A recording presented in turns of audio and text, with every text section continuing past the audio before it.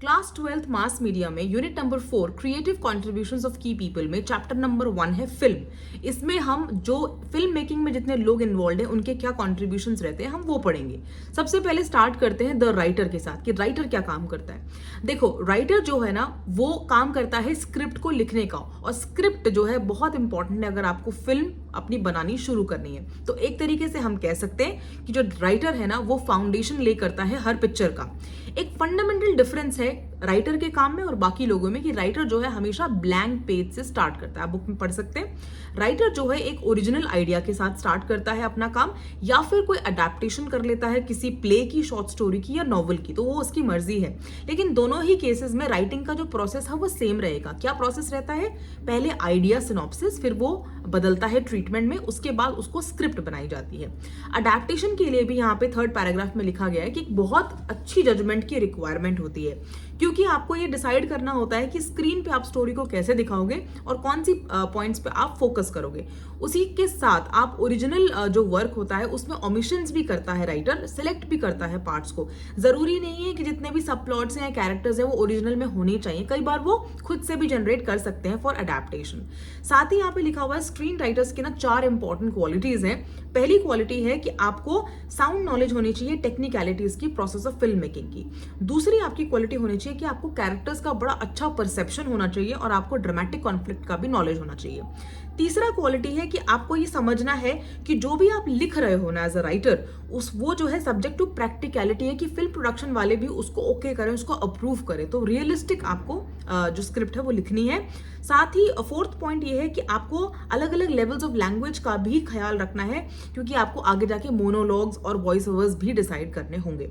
इसी के साथ साथ यहाँ पे लिखा हुआ है कि जब स्क्रिप्ट आपकी फाइनलाइज हो जाती है तो आप एक डायलॉग राइटर रखते हो जो उस पिक्चर के डायलॉग्स को लिखता है। साथ ही साथ कई बार इसमें यहाँ पे लिखा गया है कि मेनी एमिनेंट राइटर्स जो है, बड़े अच्छे राइटर्स हैं, वो सिनेमा में अच्छी स्क्रिप्ट उनकी जो है नहीं हो पाती। क्यों? क्योंकि कई बार वो अपनी ऑटोनॉमी खो देते हैं। ऑटोनॉमी इसलिए खो देते हैं क्योंकि उनको लगता है कि जो उन्होंने स्क्रिप्ट बना दी उसी की एग्जैक्टली पिक्चर बन जाएगी। लेकिन जब बाकी टेक्निकल लोग उसको कंसल्ट करते हैं तो वो जब अपने टेक्निकल एनालिसिस उसमें देते हैं या उनकी जो टेक्निकल डिमांड्स होती हैं फिल्म की, वो स्क्रिप्ट के साथ मैच नहीं करती, सिंक नहीं कर पाती है, इसीलिए वो ढंग से काम नहीं कर पाता है। और यहाँ पे ये भी लिखा गया है कि कई बार ऐसा होता है कि डायरेक्टर जो है ना वो ही true author of the film है। इवन राइटर भी true author of the film नहीं होता। राइटर तो अपनी स्क्रिप्ट लिख देता है, लेकिन अल्टीमेटली डायरेक्टर ही चूज करता है कि उसको क्या पेश करना है पब्लिक को। अब चलते हैं आगे। सेकेंड जो इंपॉर्टेंट कंट्रीब्यूशन रहता है वो है डायरेक्टर का। तो डायरेक्टर कौन होते हैं? He is the true author of the film.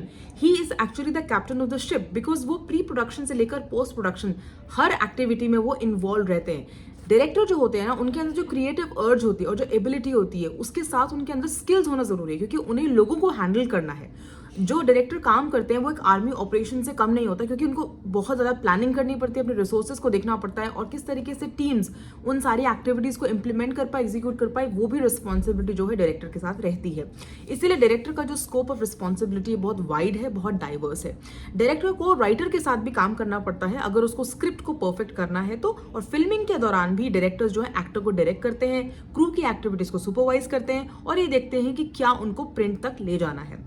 Director को यहाँ पर यह भी बताया गया है कि अगर वो स्ट्रांग है, अगर वो केपेबल है, तो वो प्रोड्यूसर के साथ काम कर सकते हैं और अपना इंडिविजुअल स्टाइल भी लेकर के आ सकते हैं। क्योंकि अगर एक अच्छी स्क्रिप्ट है और उसका डायरेक्टर अच्छा नहीं होता है तो बहुत प्रॉब्लम हो जाती है। लेकिन अगर ठीक ठाक स्क्रिप्ट भी है लेकिन डायरेक्टर बहुत अच्छा है तो वो बहुत ज़्यादा मैजिक उसमें क्रिएट कर सकते हैं। यहाँ पर एग्जाम्पल दिया है गॉडफादर्स नॉवल, वो पल्प फिक्शन है, लेकिन जब फ्रांसिस फोर्ड कोपोला ने इस पल्प फिक्शन को क्लासिकल फिल्म में कन्वर्ट किया, so the results were outstanding and it was loved by the audience. तो ये एग्जाम्पल है एक एक्सेलेंट डायरेक्टरशिप का। साथ ही यहाँ पे एग्जाम्पल दिया गया है सत्यजीत रे का, जिन्होंने बहुत सारी ऐसे फिल्म्स को डायरेक्ट किया है। तो डायरेक्टर का कॉन्ट्रीब्यूशन इस तरीके से यहाँ पे हमारी बुक में बताया गया है। अब देखते हैं प्रोड्यूसर क्या काम करते हैं। प्रोड्यूसर का कॉन्ट्रीब्यूशन ये रहता है कि वो राइटर और डायरेक्टर के साथ बहुत क्लोजली काम करते हैं। उनका काम है कि वो फाइनेंस को हैंडल करें, वो कमर्शियल्स को देखें, वो गेस्ट जो भी लीगैलिटीज हैं उसको वो हैंडल करें, बजट को प्रिपेयर करें और अपनी एक टीम ऑफ असिस्टेंट्स बनाएं। ठीक है, इसके हिसाब से प्रोड्यूसर ये भी डिसाइड करते हैं कि क्या वो फिल्म को खुद से प्रोड्यूस करेंगे या फिर पार्टनर्स के साथ प्रोड्यूस करेंगे। साथ ही जितने अरेंजमेंट्स देखने पड़ते हैं from film to film, that also rests with the producer. Producer एक बहुत क्रिएटिव एटमॉस्फेयर फॉस्टर करता है, यहाँ पे लिखा हुआ है, और उनसे काफ़ी कॉन्क्रीट सजेशंस भी लिए जाते हैं। पोस्ट प्रोडक्शन में भी प्रोड्यूसर का बहुत इंपॉर्टेंट काम रहता है with the director and editor, जिसमें वो कटिंग, रिकटिंग और फर्स्ट रफ कट में भी काफ़ी ज़्यादा कंट्रीब्यूशन देते हैं अपना। उसके साथ ही जो प्रोड्यूसर हैं वो ये डिसाइड करेंगे कि इनिशियल थिएट्रिकल रिलीज कब होगी पिक्चर की, पिक्चर के मार्केटिंग प्लान्स क्या रहेंगे, उसकी पब्लिसिटी कैसे की जाएगी, उसका ब्रॉडकास्ट कैसे किया जाएगा, और पोस्टर्स में क्या दिखाया जाएगा, ट्रेलर्स में क्या दिखाया जाएगा, टीवी स्पॉट्स में क्या दिखाया जाएगा। तो ये सारे फंक्शंस कौन करते हैं? प्रोड्यूसर। तो प्रोड्यूसर के जो फंक्शंस होते हैं ना, वो क्रिएटिव भी होते हैं, वो कॉन्सेप्चुअल भी होते हैं, फाइनेंस से रिलेटेड भी होते हैं, मैनेजरल होते हैं क्योंकि टीम को उनको हैंडल करना है, एडमिनिस्ट्रेटिव भी होती है, प्रमोशनल भी होते हैं, और बहुत सारे इतने सारे जो मल्टीपल रोल्स है वो प्रोड्यूसर जो है हैंडल करते हैं। ठीक है, तो ये है प्रोड्यूसर का creative contribution. So the most interesting part of the chapter which is the actor. Actor का क्या कंट्रीब्यूशन रहता है पिक्चर में? भाई एक्टर का तो बहुत स्पेशल काइंड ऑफ कंट्रीब्यूशन है। क्यों? क्योंकि एक्टर जो है अगर वो सक्सेसफुल हो गया तो ही विल रीन सुप्रीम, वो राज करेंगे in the public domain in terms of cinema, और उनका जो करिश्मा है ना वो काफी समय तक रहता है। जैसे आप बॉलीवुड के हीरो हीरोइन हम बचपन से देख ही रहे हैं कि कितना ज्यादा उनका इम्पैक्ट आज तक भी चल रहा है। I don't know why but है।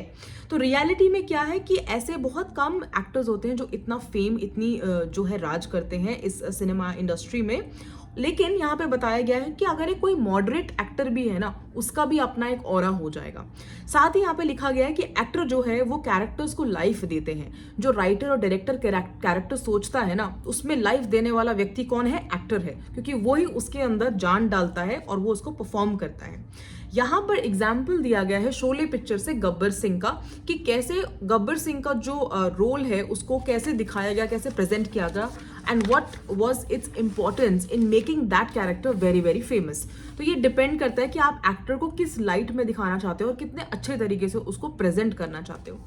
साथ ही आगे यहाँ पे एक पैराग्राफ में लिखा है कि सिनेमा में एक्टर का परफॉर्मेंस मैटर करता है, लेकिन स्टेज पे जब कोई स्टेज पे कोई एक्टर प्ले आउट कर रहा है तो वहां पे आप प्रेजेंटेशन पे ज्यादा नहीं फोकस करेंगे, आप एक्टिंग पे फोकस करेंगे। जैसे आप थिएटर कहीं जाके देख लो तो वहां पे आप एक्टिंग पे फोकस करोगे। लेकिन सिनेमा में बहुत सारे ऐसे लोग हैं जो ये डिसाइड करते हैं कि आपकी इमेज कैसी रहेगी, आपकी एंट्री कैसे होगी, आप क्या कॉस्ट्यूम्स पहनेंगे, आप कैसा आपको परसीव करवाना है ऑडियंस से। तो ये सब भी बहुत मैटर करता है सिनेमा में।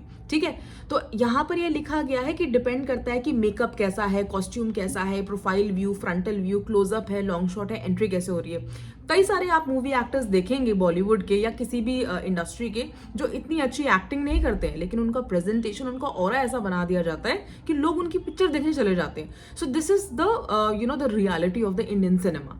नाउ यहाँ पे नेक्स्ट पैराग्राफ में ये बताया गया है कि क्या डिफरेंस है ये स्टार वाला सिस्टम में और एक्टर वाला सिस्टम में। मतलब एक्टर्स जो है ना एक्टिंग के लिए जाने चाहिए, लेकिन अब क्या यहाँ पे हो रहा है कि स्टार सिस्टम जो है हमारे भारत देश में चल रहा है कि अगर कोई स्टार है, मतलब स्टार इन द सेंस अगर किसी व्यक्ति की बड़ी अपीलिंग पर्सनैलिटी है या किसी हीरोइन की बड़ी अपीलिंग पर्सनैलिटी है तो वो ऑटोमेटिकली उसको आगे बढ़ाया जा रहा है, उसको बहुत ज़्यादा पॉपुलर किया जा रहा है, और बहुत सारे जो क्वालिटी एक्टर्स हैं उनको इतना ध्यान नहीं दिया जाता है। तो ये भी एक रियलिटी, क्योंकि आजकल हम OTT प्लेटफॉर्म्स पे देखते हैं बहुत अच्छे एक्टर्स अब वेब सीरीज वगैरह भी करने लगे हैं। That's one of the harsh realities of the Indian cinema कि यहाँ पर स्टार सिस्टम बहुत चलता है कि जो ज़्यादा दिखने में अच्छा है, जो ज़्यादा शोबाजी में ज़्यादा अच्छा है, उसको बहुत ज़्यादा प्रमोट किया जा रहा है। तो इस तरीके की चीज़ें यहाँ पर थोड़ा एग्जाम्पल्स दिए हुए हैं, बाकी सबके अपने पर्सनल पर्सपेक्टिव्स हैं, बट या दिस वाज इंटरेस्टिंग। अब बात करते हैं द सिनेमेटोग्राफर की, जिसको हम आर्टिस्ट टेक्नीशियन भी कहते हैं। ये वो काम करते हैं, ये डिसाइड करते हैं कि डायरेक्टर एक्चुअली में स्क्रीन में देखना क्या चाहते हैं, विच मीन्स कि ये लोग ये डिसाइड करते हैं कि लाइटिंग कैसी रहेगी, कौन सा आपका जो लेंस इस्तेमाल होगा, कैमरा कौन सा इस्तेमाल होगा, ये सब कुछ कौन डिसाइड करता है? सिनेमेटोग्राफर। शूटिंग से पहले जो होता है सिनेमेटोग्राफर ये डिसाइड करते हैं कि लोकेशंस कौन सी होंगी और उसमें किस तरीके से हमें शूटिंग करनी है। साथ ही वो डायरेक्टर के साथ डिस्कशन भी करता है, और डिस्कशन के साथ वो स्क्रिप्ट को ध्यान में रखते हुए भी अपनी सिनेमेटोग्राफी का स्टाइल को इवॉल्व करता है। ये लिखा हुआ है। फिर यहाँ पे सुब्रता मित्रा का एग्जाम्पल दिया हुआ है, जो कि सत्यजीत रे की फिल्म्स के लिए काफी बार सिनेमेटोग्राफर रहे हैं। साथ ही सिनेमेटोग्राफर को लिखा है बुक में कि डायरेक्टर ऑफ फोटोग्राफी भी कहा गया है, DOP, जो फोटोग्राफी का ध्यान रखते हैं। तो सिनेमेटोग्राफर क्या करते हैं, उनके पास एक कैमरा ऑपरेटर होता है और वो शूटिंग के दौरान उस कैमरे को यूज करते हैं और सारे इंपॉर्टेंट डिसीजंस लेते हैं, जैसे कि लाइटिंग कैसी रहेगी, कौन सा लेंस इस्तेमाल होगा, कौन सा फिल्टर इस्तेमाल होगा। उसके साथ ही वो ये भी देखते हैं कि पूरी फिल्म का फाइनल विजुअल लुक कैसा रहेगा। सिनेमेटोग्राफर को कई बार जो है सेट बनाने में भी, सेट कंस्ट्रक्शन में भी कंसल्ट किया जाता है, क्योंकि उन्हें पता होता है कि किस लोकेशन में कैसा विजुअल इफेक्ट आ सकता है, तो इसीलिए उनका कंसल्टेशन भी लिया जाता है। उसी के साथ द सिनेमेटोग्राफर माइन्यूट डिटेल्स का ख्याल रखते हैं, जैसे कि हर शॉट का फ्रेम कैसा रहेगा, लाइटिंग कैसी रहेगी, पेस एंड फ्लूइडिटी कैसी रहेगी कैमरा मूवमेंट्स की। और डायरेक्टर जो होता है इन सब चीजों के लिए पूरी तरीके से सिनेमेटोग्राफर पे डिपेंडेंट होता है। सिनेमेटोग्राफर या डायरेक्टर ऑफ फोटोग्राफी के पास एक टीम ऑफ असिस्टेंट्स भी होती है, जो कि बहुत सारी रिस्पॉन्सिबिलिटीज को हैंडल करते हैं, जैसे कि फोकस को पुल करना, लाइटिंग को देखना एंड एटसेट्रा। अब देखते हैं द साउंड रिकॉर्डिस्ट का काम, उसको हम ऑडियोग्राफर भी कहते हैं। ऑडियोग्राफी जो कॉन्टेक्स्ट ऑफ फिल्म मेकिंग यहाँ बताया गया है, it is the meaning of sound recording, editing and mixing performed by the sound department of a film production. तो जो साउंड रिकॉर्डिंग का काम है, एडिटिंग का काम है, मिक्सिंग का काम है, वो किसका काम है? साउंड रिकॉर्डिस्ट का या फिर ऑडियोग्राफर का। ठीक है, भारत में इनका जो रोल है बड़ा रिस्पॉन्सिबल होता है, क्योंकि फिल्म की साउंड क्वालिटी के लिए रिस्पॉन्सिबल साउंड रिकॉर्डिस्ट ही होते हैं। साथ ही यहाँ पे दिया गया है कि टिपिकल इंडियन फिल्म में जैसे डायलॉग्स होते हैं, साउंड इफेक्ट्स होते हैं, म्यूजिक होता है, ये सारे कॉम्पोनेंट साउंड ट्रैक के जो है इंडिविजुअली कंपोज किए जाते हैं। डायलॉग्स जो है वो डब किए जाते हैं साउंड स्टूडियो में पोस्ट प्रोडक्शन स्टेज पे। ठीक है, फिर यहाँ पे बताया गया है कि कैसे with the help of microphones और उसकी प्लेसमेंट कैसे होगी, ये सारा कौन डिसाइड करेगा? Sound recordist audiographer, second paragraph में। थर्ड में ये बताया कि अलग अलग रोल, अलग अलग लोग जो है वो अलग अलग ट्रैक्स को रिकॉर्ड करते हैं अलग अलग स्टूडियो में, और स्पेशलाइज स्टूडियो होते हैं। कोई डबिंग का स्टूडियो होगा, कोई म्यूजिक रिकॉर्डिंग का स्टूडियो होगा, या कोई री रिकॉर्डिंग का स्टूडियो होगा। सबके अलग अलग स्टूडियो चलते हैं। हर रिकॉर्डेड साउंड जो है वो क्लियर होना चाहिए, वो थिएटर में सही से सुनाई देना चाहिए द राइट वॉल्यूम, और उसका जो रिलेशन है अच्छा होना चाहिए to other sounds in the sound track, मतलब एक रिदम में आना चाहिए। जो यहाँ पर एग्जाम्पल दिया गया, जैसे कि इमोशनल सीन कोई चल रहा है तो उसमें क्या होता है, बैकग्राउंड म्यूजिक जो है उसको काफी अच्छे से कॉम्प्लीमेंट करता है। और ये सारा काम किसका है भाई? एस्थेटिक डिसीजंस लेने का काम साउंड रिकॉर्डिस्ट का, ऑडियोग्राफर का है। ठीक है, और यहाँ पर यह भी बताया गया है कि आज के टाइम पे जो रिकॉर्डिस्ट हैं उनको हम ऑडियो इंजीनियर्स भी कहते हैं, रिकॉर्डिस्ट को हम ऑडियो इंजीनियर्स भी कहते हैं। तो this is the contribution of the sound recordist which is the audio. अब देखते हैं आर्ट डायरेक्टर क्या काम करते हैं। तो आर्ट डायरेक्टर जो होते हैं वो डायरेक्टर और सिनेमेटोग्राफर के साथ बड़ी क्लोजली वर्क करते हैं प्री प्रोडक्शन स्टेज में। जो आर्ट डायरेक्टर होते हैं वो ये डिसाइड करते हैं कि प्री शूटिंग स्टेज में किस तरीके से फिल्म शूट की जाएगी, किस लोकेशन पे शूट की जाएगी और शूट की जाएगी, और साथ ही स्क्रिप्ट और बजट के हिसाब से वो सेट को भी डिसाइड करते हैं कि सेट का डिजाइन वगैरह कैसा रहेगा। साथ ही में जो हम आर्ट डायरेक्टर की बात करें, यहाँ पे लिखा गया है कि यूजुअली उनका जो बैकग्राउंड है आर्ट्स में होगा, उनको मोशन पिक्चर मीडियम का भी अवेयरनेस होगा, और वो हर सीन के लिए एक अप्रोप्रिएट इन्वायरमेंट जो है सेटअप करेंगे। जो आर्ट डायरेक्टर होते हैं वो ही सेट का डिजाइन जो है वो डिसाइड करते हैं, और अगर लोकेशन पे शूटिंग चल रही है तो वो वहां पे भी डिसाइड करते हैं कि किस लोकेशन में कैसा सेट बनेगा आपकी फिल्म के लिए। साथ ही यहाँ पे एग्जांपल दिया गया है डीडब्ल्यू ग्रिफिथ का इन यूएसए, जहां पर एक पिक्चर बनी थी इनटॉलरेंस, तो उसके famous set called Babylon set का यहाँ पे बात की गई है। साथ ही यहाँ पे और भी बिग बजट फिल्म्स की बात की गई है, जैसे कि बियर्नार्डो बर्टोलुकी की the little emperor and Zhang Yimou's की हीरो, इनकी भी मैसिव सेट्स की बात की गई है। अगर हम इंडिया की बात करें तो सोहराब मोदी का पुकार की यहाँ पर मूवी के बारे में बात की गई है, मुगले आजम के बारे में बात की गई है, और शोले पिक्चर के बारे में बात की गई है, जिन सभी पिक्चर्स में आपके जो सेट हैं वो काफी मैसिव थे। तो ये एग्जाम्पल्स आप एग्जाम में लिख के आ सकते हैं। उसी के साथ यहाँ पे लिखा है बुक में कि स्मॉल स्केल प्रोडक्शंस के भी चैलेंजेस होते हैं, क्योंकि स्मॉल स्केल प्रोडक्शंस के पास इतना बजट नहीं होता है, लेकिन फिर भी आर्ट डायरेक्टर वहां पर भी अपना इनोवेशन जो है शो करते हैं। जितना भी उनको मटेरियल मिला है, रिसोर्सेज मिले हैं, वो उसी से जो है अपना सेट को डिजाइन करते हैं। उसका एग्जाम्पल दिया हुआ है बंसी चंद्र गुप्ता, जो कि एक आउटस्टैंडिंग आर्ट डायरेक्टर थे भारत के। इन्होंने जो सेट्स क्रिएट किए हैं सत्यजीत रे की पिक्चरों के लिए, दैट इज रियली अप्रिशिएबल। और इनका एक मेमोरेबल सेट अपराजितो मूवी से है 1957, जहां पे इन्होंने एक बहुत सुंदर सा इंटीरियर सेट डिजाइन किया गया था। अब लास्ट में बात करेंगे कि द म्यूजिक कंपोजर का क्या कंट्रीब्यूशन होता है फिल्म मेकिंग में। म्यूजिक कंपोजर का इंडिया में तो बहुत ज्यादा एम्फेसिस है एक फिल्म की सक्सेस में। यहाँ पे लिखा हुआ है कि म्यूजिक कंपोजर को हम म्यूजिक डायरेक्टर भी कहते हैं, और म्यूजिक डायरेक्टर या म्यूजिक कंपोजर क्या काम करते हैं? गानों की ट्यून बनाना और गानों का जो फिल्म है उसका बैकग्राउंड स्कोर प्रोवाइड करना। भारत के बाहर के अगर मैं म्यूजिक डायरेक्टर्स की बात यहाँ पे बुक में जो की गई है उसमें ये कहा गया है कि वहाँ पर जो काम है वो टाइटल म्यूजिक में होता है, काम थीम म्यूजिक में होता है और बैकग्राउंड म्यूजिक में होता है, वेरियस अलग अलग सीन्स में होता है। भारत की बात की जाए तो सॉन्ग हमारे फिल्म का एक मेजर अट्रैक्शन बना रहता है। और यहाँ पर लिखा है कि अगर आपकी पिक्चर का कोई गाना, सॉन्ग्स प्री पब्लिसिटी फेज में फेमस हो जाते हैं तो उस पिक्चर की सक्सेस होने के रेट भी बहुत ज़्यादा हो जाते हैं और बॉक्स ऑफिस में भी उसको इनिशियल बढ़िया लॉन्च मिल जाता है। उसी के साथ साथ बहुत सारी ऐसी फिल्म्स एग्जाम्पल हैं जहां पर गानों की वजह से पिक्चर चल गई है, यही लिखा हुआ है। आगे देखिए, स्टूडियो एरा की यहाँ पे बात की गई है कि स्टूडियो एरा में जो सॉन्ग होते थे ना वो स्क्रिप्ट का पार्ट एंड पार्सल होते थे और वो ड्रामेटिक स्ट्रक्चर ऑफ फिल्म के हिसाब से बनते थे। और एग्जाम्पल के तौर पे यहाँ पे दिया हुआ है एस.डी. बर्मन, जो कि एक बड़े ग्रेट कंपोजर है।